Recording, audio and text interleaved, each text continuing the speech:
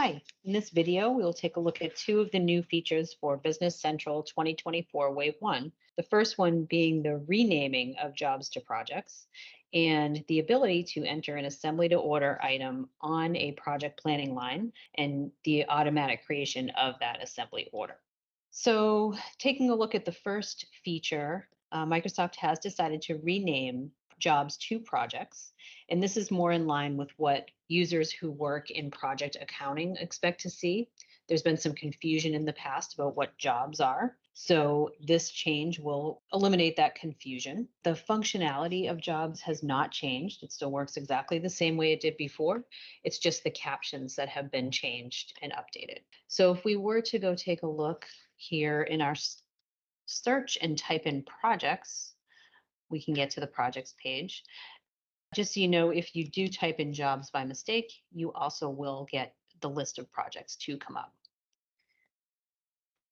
So if we're taking a look here, we see that the projects list page has been renamed to projects instead of jobs.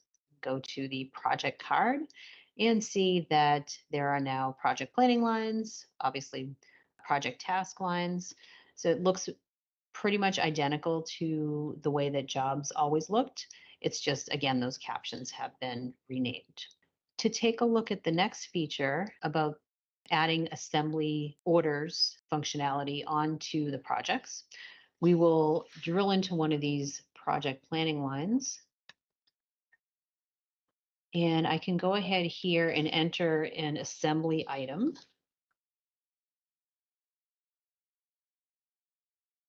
And I'll put in a quantity of 2. And we now have this new field quantity to assemble, which is similar to what you would see on the sales order, which has assembly order functionality built into it. This works exactly the same way. Type in 2 for the quantity to assemble. I got a quick little message saying that my assembly order was getting created. And if I drill down now on my quantity to assemble, I'm going to see my assemble to order lines, and this was created based on the assembly BOM that's set up for my item. And if I click show document, I can see the entire assembly order here on the page. Just to note, this does work very similarly to the sales order functionality. This assembly order is now linked to the project. So it needs to be posted through a project journal so that the usage is posted against the project. So you can do a straight posting through your project journal. Again, it used to be called the job journal. Now it's project journal.